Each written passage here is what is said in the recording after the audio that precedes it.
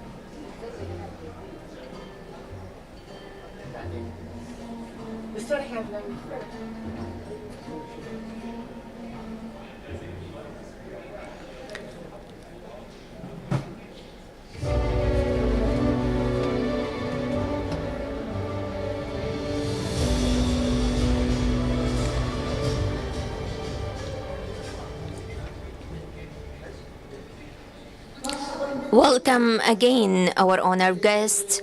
We are welcome you in our second sessions that are under the title the International Statistical Methodologies and Practices to Enhance the National Cooperation, and we will welcome the moderator of this session, Dr. Sharifa Rajhi. Welcome on stage.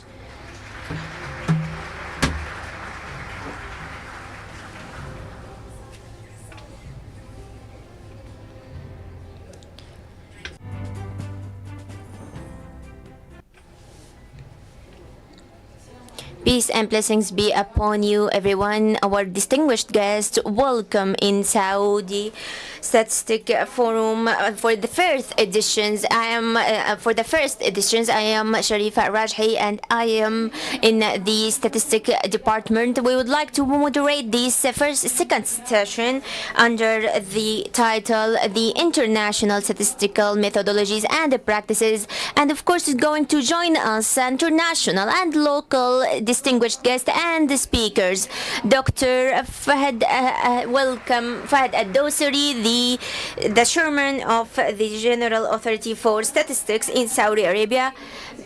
Mrs. Hanan, the chairman of the Statistics and Economies in the UAE. Mr. Steve McFarlane, the chairman in the Environmental and Statistics Center, and Mr. Raphael, the chairman of the International Corporations. And of course, we have online Mr. Stephen Schoenfest is going to join us virtually. In these sessions, we would like to shed the light on the best practices and the standards of statistics that has been commended and from the international centers. And of course, we will shed the light on the best technologies in statistics sector. We would like to start for all, I would like to ask all the distinguished guests, what's the importance of unify the methodologies of statistics between the entities and governmental entities? Mrs. Hanan, you're gonna start. Yeah, thank you so much, Dr. Sharif. Initially, I would like to thank my brother Fahad Dosari and all the organizers and our team, all those talented people. They have great efforts to provide the best practices in statistics sectors. And thank you so much for everyone. Thank you so much for your invitations. I would like to congratulate you and congratulate Saudi Arabia for the successful forum and also of like their Vision 2030 to shed the light on the talented and to achieve remarkable achievements. I pray for them the continuous prosperity. And of course, regarding that statistics and the center statistics, what have been achieved, we need to see that the statistic and data, it is our destination that we are now. Ladies and gentlemen, I would like to speak now in English language. Important dialogue. Strengthening the future of data begins with partnerships, and partnerships that connect our region to the world. To address your question, Dr. Sharifa, regarding the standardization, in my opinion, it's foundational. It's foundational for credibility, trustworthiness, as well as the credibility. It ensures that policymakers, investors, and international partners are all speaking the same language through data. For the UAE, this standardization has strengthened our global competitiveness and aligned our data with international best practices, making our story visible and impactful at the global stage. When we align methodologies, we empower policymakers to make decisions based on data that are comparable and consistent across borders. Therefore, standardization is not just technical.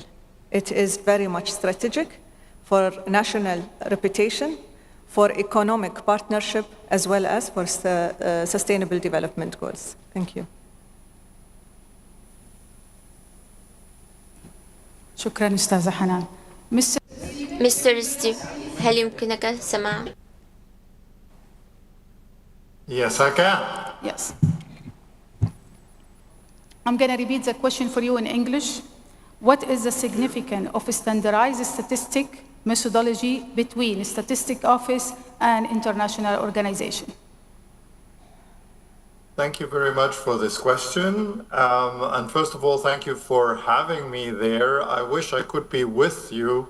I know I always get a warm welcome when I'm in Riyadh in Saudi Arabia, and I can tell you we would need it now. I just checked the temperature. You have 40 degrees and we have 10 degrees in New York, so I would definitely be better off if I were with you. I wanted to thank you also for inviting me and the leadership of Dr. Fahad Al-Dosari. I had the pleasure of visiting the new building just recently, and I feel this is metaphorical because Saudi Arabia is building a new statistical system, and there is a strong dedication from the team that I met. And on your website, I see the vision formulated and very much dedicated to quality. We will talk about this in a moment. So this forum is highly timely. And I'm also very happy that we will work together for an even bigger forum next year, the World Data Forum at the end of 2026. To your questions, of course, the international standards are the core business of the United Nations. And I say United Nations, and I did not say United Nations Statistics Division, it's the United Nations Statistical Commission, where all the countries of the world come together and adopt global standards in all areas. And as my colleague already said, I always say a global norm is not a straitjacket. It is actually a statistical language, so that we can make sure that we all speak the same language, we all understand each other, we can read the data from each other. It is a critical element of quality assurance. These standards at the global level are not imposed by somebody in New York, but they are jointly developed. Just to give you an example, under the Statistical Commission, we have over 40 working groups where countries participate, and it's often a process of 2 or 3 years until we come up with a global standard that is suitable for all countries around the world, different types of countries, and allows to reflect their specific circumstances and satisfies their policy needs.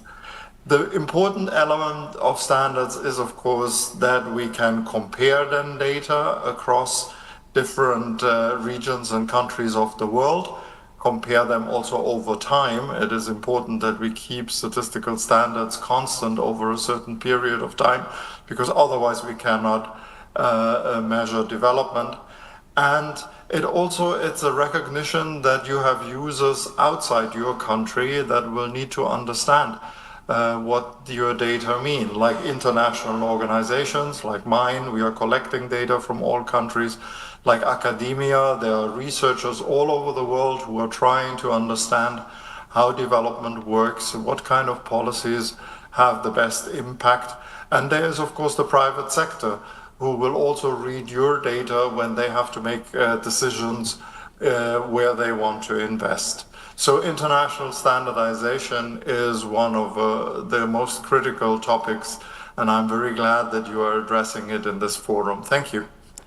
Thank you. Thank you, Mr. Stephen. Dr. Fahad, so through your experience, what is the best practices between the statistics and the governmental entities, and how it's better beneficial? Thank you so much. Allow me, I will speak in English language.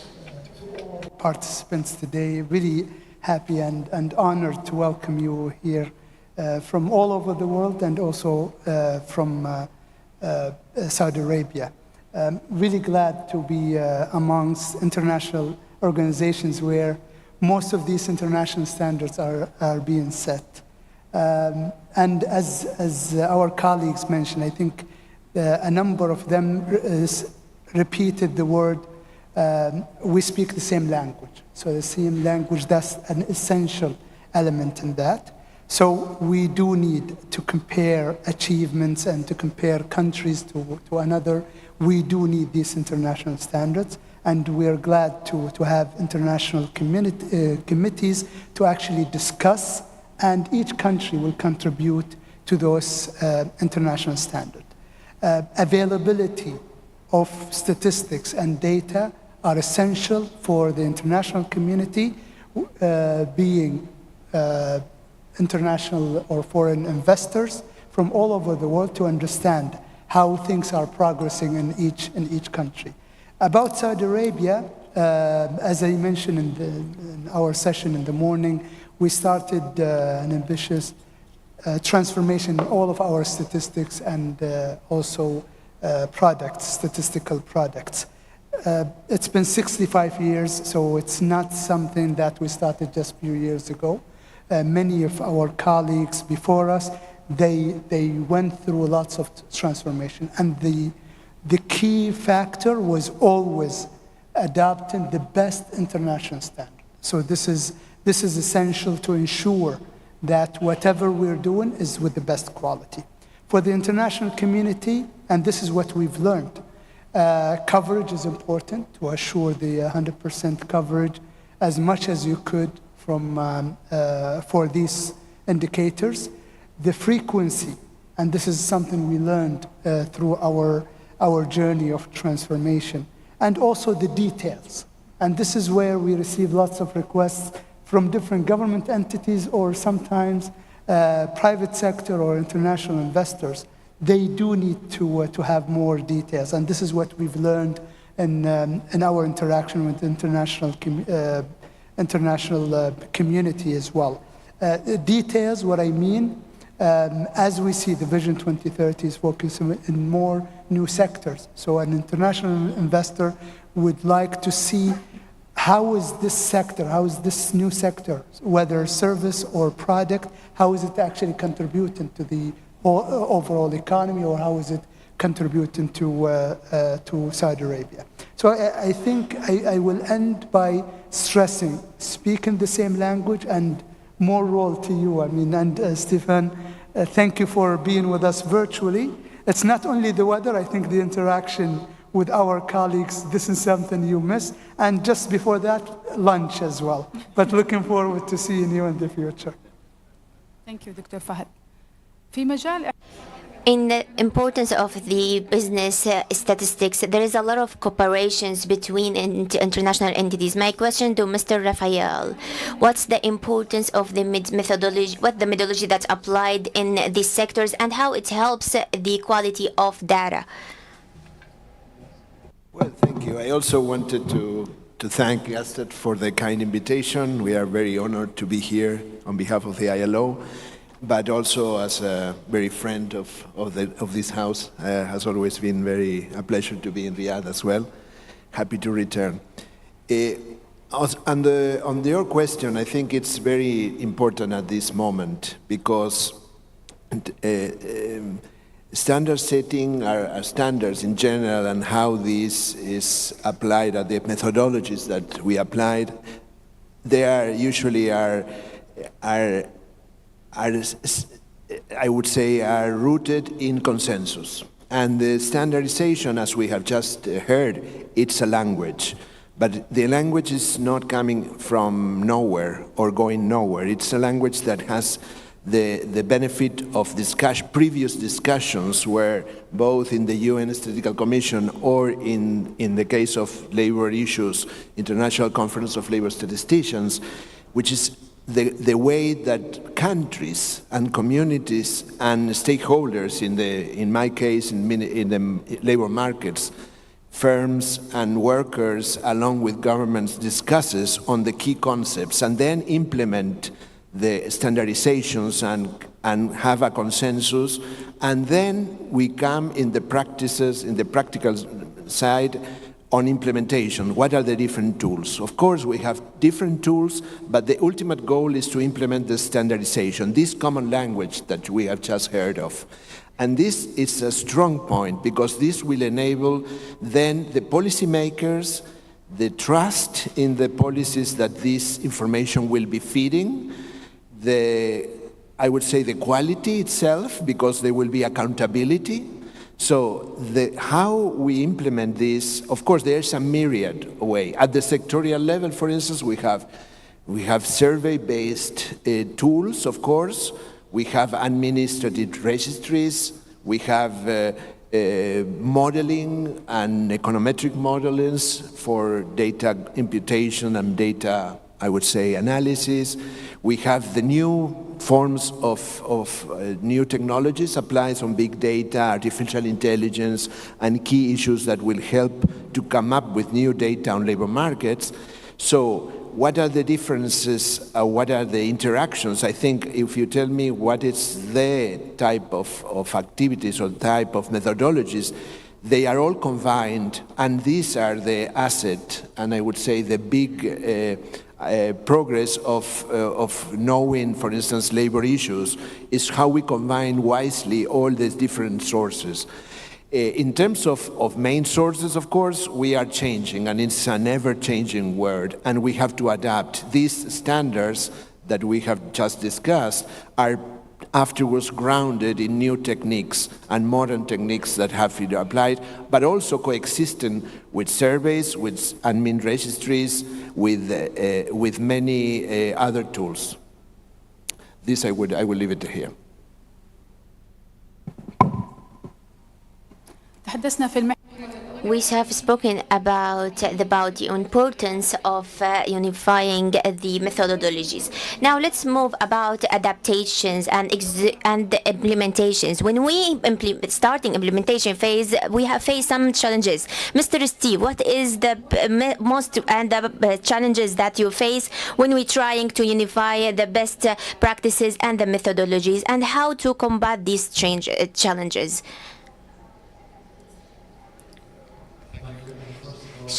For the invitation. It's a great pleasure to be here. So international standards are agreed by all the member states across the globe. We convene at the United Nations Statistical Commission, and we agree those standards collectively. But every country is different, so there's always trade-offs involved in the relationship between international comparability and national representativity.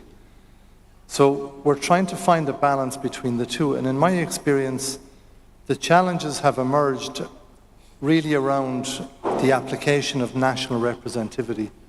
So countries are generally trying to apply the international standards, but in some cases they may have to adapt those standards to make those statistics speak to the national population. So what we recommend is to adhere to the international standards, but then also develop complementary statistics if they're required to speak to the national population. So for example, where I'm from in Ireland, GDP as a metric doesn't make much sense to the Irish population because of the configuration of the economy. So the National Statistics Office compiles GDP for international purposes, but they use a different metric called GNI star for domestic purposes. And in that way, they serve both the national population and the international population. So I think sometimes national offices don't understand that the trade-off is legitimate, and they try and serve that trade-off with one metric instead of developing the international standards, but also developing other standards that are complementary. Thank you. Mr. Stephen? Mr. Stephen, Role as speak in English language. in UN. What are the main challenges countries face when adapting to the international standard? Thank you. And let me just first agree with Dr. Fahad that my biggest loss is that I wasn't able to have your delicious food with you. And the second observation, with the international standardization and speaking the same languages, we are all a very global statistical family, and I certainly also miss the company of my dear statistical lifelong friends, Steve and Raphael, and you can hear that we speak even the same language when we answer your questions.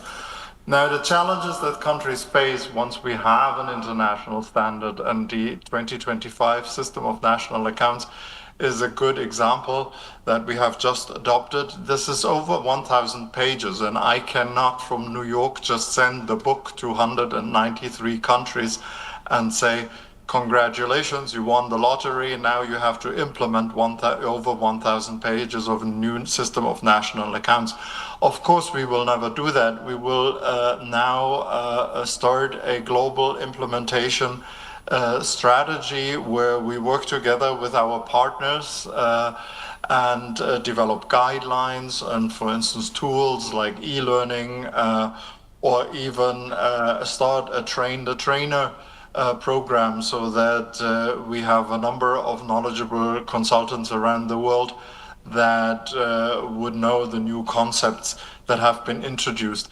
The challenges that countries face is, of course, there's always a limitation of capacity. And when I use the word capacity, there are different types of capacities. There's, first of all, technical capacity, then there's financial capacity, and there's even institutional capacity.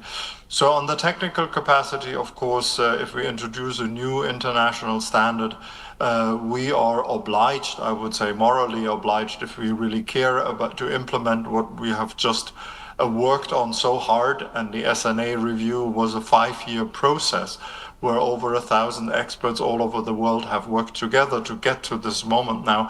If we really want to implement it and have good data, economic data for the next 10 to 15 years, then we need to help countries and do workshops and provide training material to improve the technical capacity. With regard to the financial capacity, it's a little bit more complex. It's obvious that some countries have more and others have less financial capacity. Also, they are international organizations, and we work with our friends in Washington from the Bretton Woods institutions that can help certain most needy countries, developing countries, also to make the necessary investments to introduce a new international standard. But of course, primarily, it is in the interest of the country to make that investment, because a standard is also not only about comparability over space, but also over time. So it's a long-term perspective in terms of sustainability.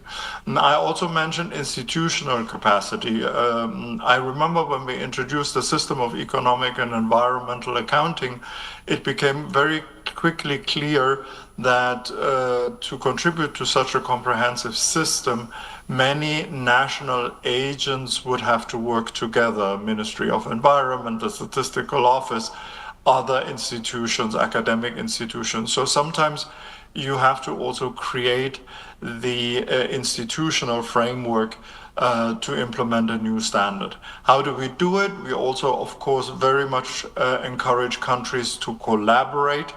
I'm a strong believer in regional and sub-regional cooperation. So we have workshops, and we are always looking for partners and countries that are willing to be pilot countries. That's a good word, guinea pigs sometimes, to try out a new standard and then share their experiences.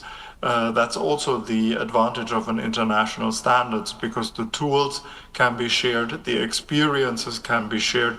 Even if somebody honestly tried an approach and it did not work, it is sometimes valuable that at the international level we share not only the positive experiences, but also sometimes the negative experience, so that other countries can save this bad experience and learn from each other. So those are some of the challenges as countries face, and some of the things that we are trying to do at the global level to support them. Thank you. Thank you. My question to Dr. Fahed now, from your wide experience as the chairman of the General Authority for Statistics, what's the challenges that you have faced when you are going to apply the international methodologies and practices? Thank you so much. I will speak in English language. I totally agree with Steve mentioning that each country is different. And I'll answer this question in 2 parts. First one, regarding the local context. And the second part, as Stefan talked about, implementation and variation from one place to another. So local context, and Raphael and Stefan, they know these questions to me, always a pressure. as a statistics office, are we actually, by implementing international standards, are we missing the local context there? Because each country is different than the other.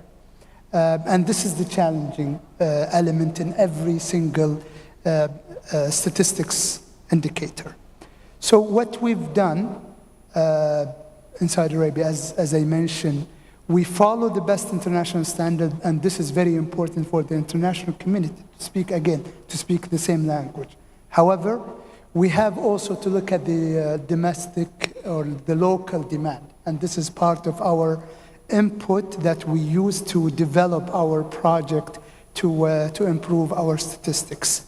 We've seen a number of statistical indicators that actually we didn't find any international standard, clear international standard in them. So we work with different government entities, private sector, and researchers in academia. And many thanks also to the academic sector here in Saudi Arabia to supporting us in those indicators. This is something, and under your leadership, Doctora, the Innovation Lab is important. Innovation Lab, when we launched it this year, the idea behind it, one is to contribute to the international standard with innovative ideas. Two is to think more about local context and how we can actually meet the demand in there. So this is the first part. The second part, and I totally agree on the implementation, and I think many of us face these challenges because most of the international standards, they try to find an international standard that can actually meet most of the countries, but it doesn't necessarily easy to be implemented in different countries. For us, technology or technological advancement has been a key element in all of our work in the past couple of years, especially with the start of the Vision 2030. The same technology is not available in other countries. The same human resources as well. This is another challenge. How you can actually have enough experts to improve how you're actually doing the work in your country or internationally.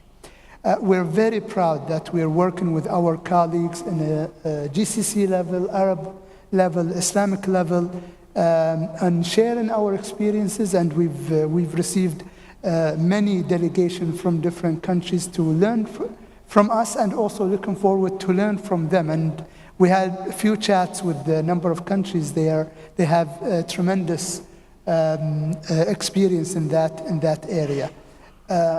I have to mention this one more time, which is the UN World Data Forum. And Stefan, he remembers when we bid to host that event, we stressed on sharing knowledge, sharing experiences, and this is an important factor to us working together with other statistics offices to learn from each other, and this is the best way forward. And I think this is where we can contribute to our work as a statistical or international statistical community. شكرا دكتور. Thank you so much, Dr. Fahad. As we spoken about the unify between methodologies between countries and our objectives to raise the quality of data. My question to Mr. Hanan, what's the best practices? Why we need to provide a framework in statistics between all countries? Thank you so much. Yes, as Stefan mentioned, the United Nations commissions for statistics, we need to have a common language, and quality in statistics, it is the backbone of trust and in statistical system. I will continue in English language. Like OECD or ILO or custodian agencies, or being on the national statistical offices of any country. We all agree and acknowledge that they bring to the table credibility, they bring trust, they also empower and enable NSOs to meet the growing need of higher frequency. Earlier this morning we were listening to His Excellency the Minister of Industry, where he said, I need higher frequency, and more real-time data and insights. So quality must be there to grant those policymakers with their requirement. In the UAE, we use the Data Maturity Index, which both measures and derives quality across all the government entities who support us and who are considered as our extended other producers of statistics, without fragmenting the current system. Embedding quality at the core of our operations enabled us to ensure that innovation thrive while we maintain and protect the credibility of the statistics we produce. And also quality ensures that our advances in AI and big data uses stayed grounded in trust, making both our national priorities as well as the best practices in alignment. So basically, quality, I would say without it, we will lose all the value and all the meaning, even in the most important pieces of data and statistics. Thank you. شكرا. Thank you so much. Mr. Steve, I will speak in English language. Quality important and necessary. Thank you. So there's two fundamental reasons why a statistical quality framework is very important. The first one is to define what we mean by quality. So as we've mentioned already, every country is different. So the parameters that are important in an individual country may differ. So it's very important for the National Statistical Authority to set out how it defines quality in the national context. But secondly, it has a very important function in setting out the aspiration that you want to achieve quality. So the mere fact of having a framework, it's publicly stating to everybody that you're aspiring to high quality statistics, and publicly stating that aspiration is tremendously important. Now, I would say once you have the framework, you then have to figure out how to actually implement the framework. And that's a more challenging, and that's a lifelong task. It's not something that you'll ever finish. And occasionally you need to revisit that framework. So for example, at the OECD, our statistical quality assurance framework is 11 years old.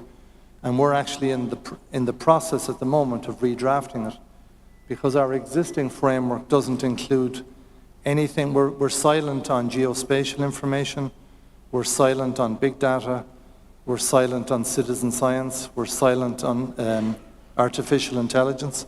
So even though we have a framework, we now need to modernize that framework. So again, it's very important to have a framework, but it's also very important to implement that framework and continually look at that framework to see, is it still relevant for the context that you're operating in. Thank you, Mr. Steve.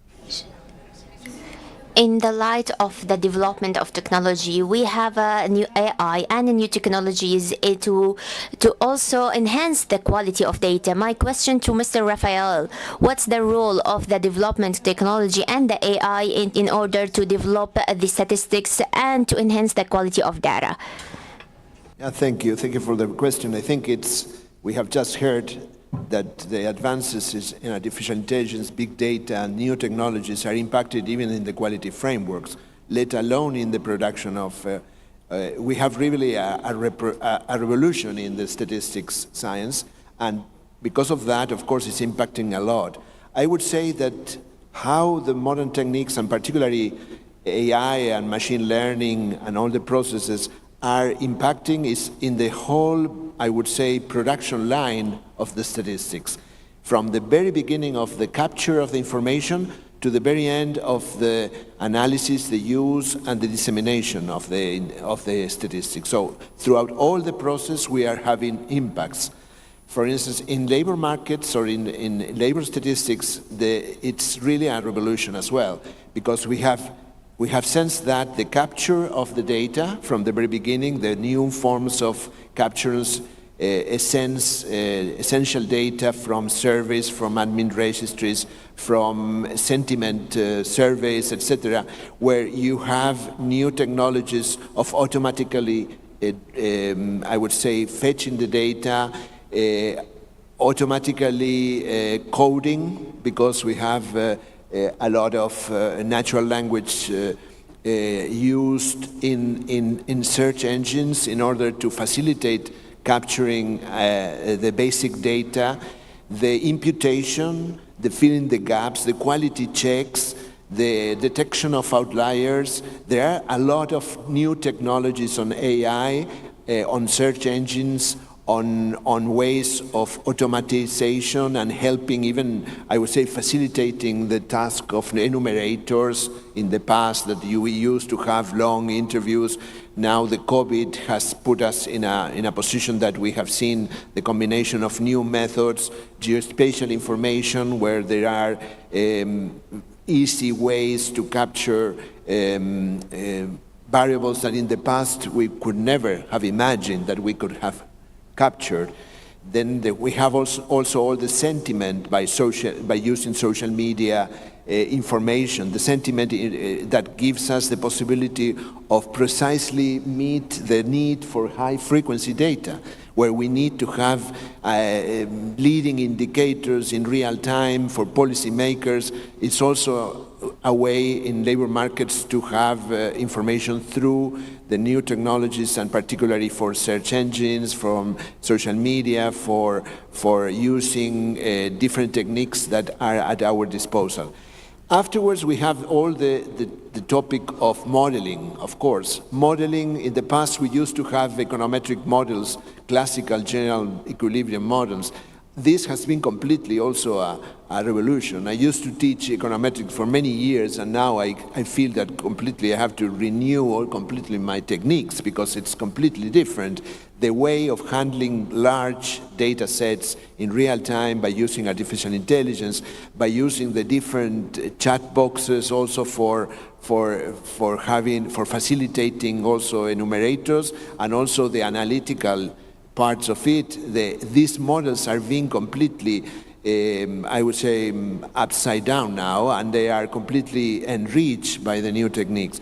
So I think, in summing up, of course, the visualization of data, we have a myriad of new techniques that we can have in real times to have the possibility to have even information before even the actual phenomenon is happening, because we can have this advanced information that we can see.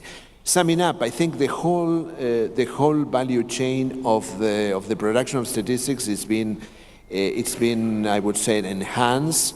In labor market informations, I think it's the essential lesson is that we have, I would say, 100 times more information that we used to have, even irrespective even of the degree of development of countries, because sometimes if we can focus on less developed countries, they can leapfrog many aspects and go directly to use this type of information. And we have had some experiences with very, I would say, low-income countries where we could make a difference by introducing these modern techniques, and to be able to produce data that can be really of basic needs for policymaking. So, of course, the policymaking itself has also been, it's a whole other chapter on how we can also help in the analysis by using new techniques. Thank you, Mr. Steve. Thank you so much. I would like to move to Dr. Fahad. What's the role of the development technology and the AI in order to develop the methodology in our authority? I mentioned decision makers. I will speak in English language. We don't have the luxury of time, so they need everything as quick as possible with the details that they can get it. The sooner the better. Technology has given us many tools, many advanced tools that we can implement. As our colleagues mentioned, we have to keep in mind privacy, and this is very important, because you need, I mean, when you collect data using surveys, it's easier for you to actually control the privacy element in it. However, I mean, once you start using big data, social media, or artificial intelligence, then then things has to be more controlled compared to the other. As I mentioned before, using multiple sources of data has improved the quality of our work. And this is something we actually, in our strategy, we have a KPI is to measuring whether we actually use multiple sources of data or not. Not only surveys, I think they complement each other. We need to keep in mind as well the international standard, because sometimes you cannot replace one with another for the reasons that we discussed before. So we do need to be mindful of that. ADMA records, and we've used it in our last census, has helped us in improving the quality of the census and the results of the census, and this was very important. We've used many sources of ADMA records in Saudi Arabia from different government entities, including scanner data. For example, when you go to a supermarket, these data can give you important input to improve the quality of some indicators and also products as well. I mentioned this morning as well satellite imaging. In agriculture statistics, food security, also when we worked in real estate price index, we use satellite imaging. Satellite imaging has been important to improve the quality when we talk about classifications, and this is the challenge. I can say this transaction for real estate, they sold a piece of land, but in reality it's actually a villa or maybe a building, but the records are not updated. So satellite imaging has been important for us. Artificial intelligence is important to implement to improve the efficiency. Quality, I think I'm a big believer in still human, they can do best quality possible, but when you have millions of records, I think it's going to be challenging for you to spot any differences, any red flags in your data. So all of this technology, I would put the priority is to improve the quality, to improve your coverage, and also the details and the classifications of your statistics. شكرا دكتور فهد. Thank you, Dr. Fahad. We talked about methodologies, and it was the best to have best qualities. And we talked about the AI and the best practices and the development technology. But of course, we need to take under serious considerations the privacy. My question to Dr. Hanan, how to achieve the balance between the quality of data and the privacy of individuals? Thank you so much, Dr. Sharifa. I will speak in English language. That's definitely a fundamental fact. We cannot sacrifice one over the other. I am pleased to have Steve here, where we worked together before your time in OECD. We were on the same table discussing UAE health statistics, navigating through producing the statistics, if you remember, and privacy. I'm pleased and honored to say that we embedded privacy by design in all our operation, leveraging the use of technologies such as anonymization, secured aggregation, and data sharing. And even we went ahead and in a new milestone where we operate in the UAE using the data protection, the private data protection law. So we made privacy not only a practice, but also a legal right for individuals. We also, in our field work, has advanced our operation where we use the UAE Pass, which is UAE Digital National Identity, in order to identify individuals securely for field work purposes. And this has enabled us to collect quality data, but at the same time, we maintain privacy. I'm sure privacy and equality are all pressing challenges of statistics, but with having open discussion in communities like the UNSC, like such platform and forum, we learn from each other practices and we unlock this challenge moving forward. Shukran.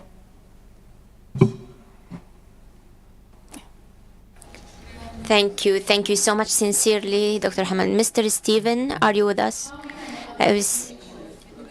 and statistic data quality and protection individual privacy? Hi, thank you for the question. I mean, privacy, we all discussed how important it is.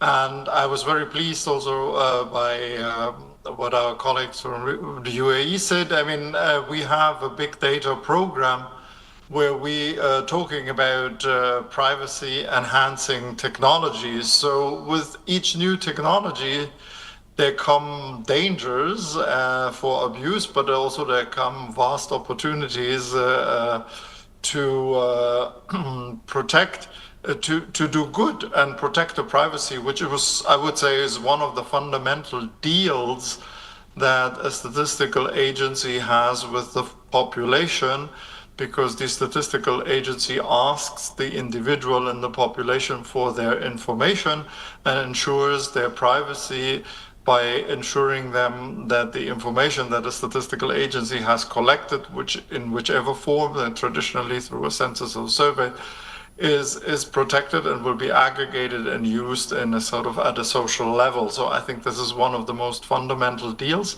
that we have to maintain the trust, and we often said that today, how important it is, and we are observing these difficulties around the world when trust is eroded. And it is a fact, we need to be mindful that by combining different technologies and different types of information, you mentioned social media, you mentioned geospatial information and statistical information, if we are not careful, these are very powerful tools, then we can very easily violate the privacy of individuals. And I think the mere fact that we are sitting here together and talking about this topic and sharing experiences, and in your region there is a lot of leadership, especially because you are technologically very advanced.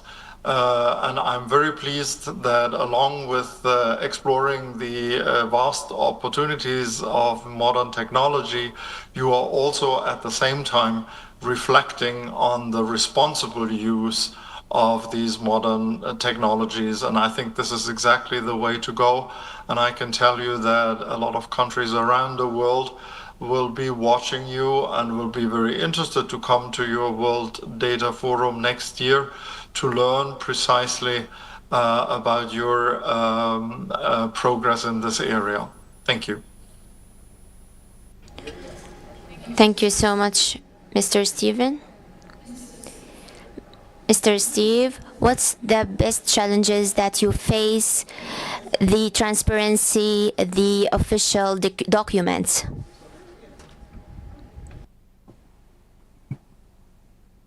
The biggest challenge around transparency is transparency itself.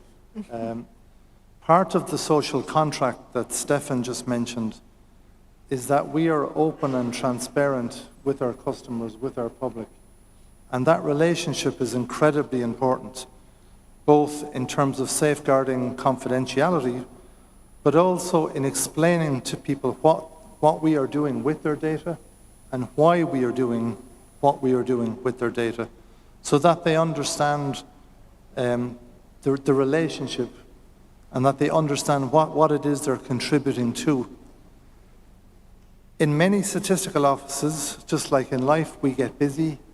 We're busy producing statistics, and sometimes we tend to let go and we don't update our metadata, we don't update documents around the project that are crucially important to safeguarding the transparency and the trust with the public.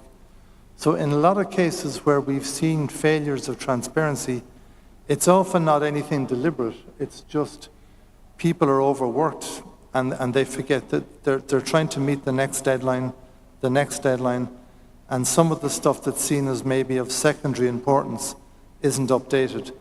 But in fact, again, coming back to the quality assurance framework, those type of documents are tremendously important because they communicate to the public what we're doing, but they also communicate to our own staff what we're doing and why we're doing it. And it's always important to remind your own staff about the importance of quality, the importance of confidentiality, and the importance of the trust or the social contract with the public. And too often we forget, but we shouldn't. Thank you. Thank you. We have some more time, so if you allow me just to add a few things. I totally agree with you, Steve, on transparency and how it's sometimes difficult to maintain that. However, as Statistics Office, we do need to publish more and more of the methodology used to produce these numbers, and this is something through our unified portal that we recently introduced. We try our best. I think the challenge that we receive from a number of them, I know Stefan, he said 100 or 150 pages, but we receive a challenge that many of them, they say, you put only a short methodological description. We need more details, and this is something we aim to. And as Raphael's mentioned, dissemination, for example. Dissemination, we tried our best to publish as much as we could.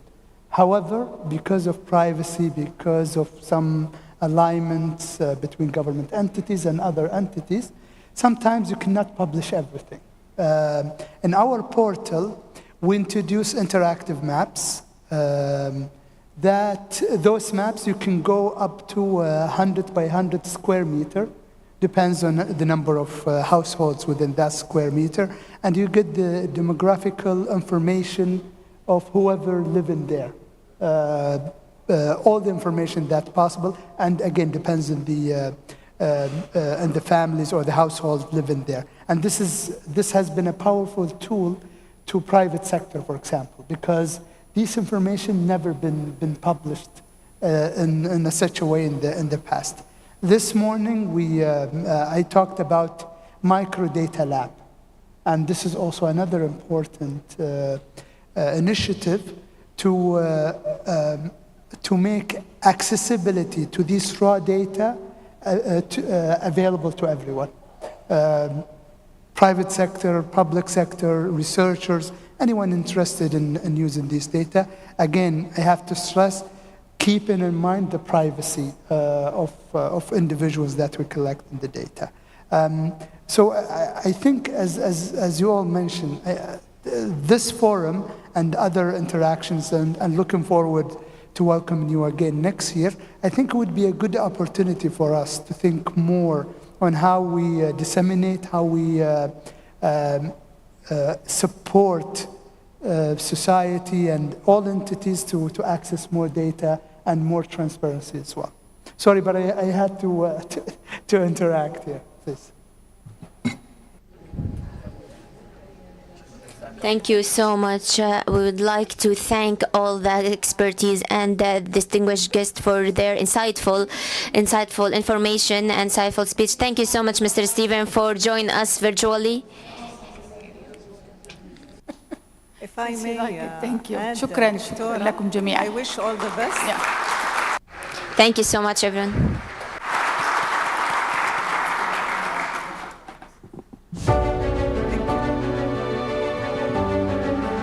يعطيك العافية.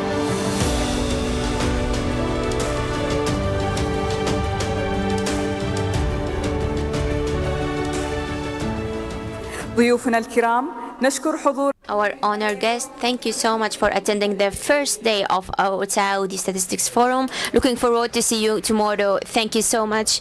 Stay tuned.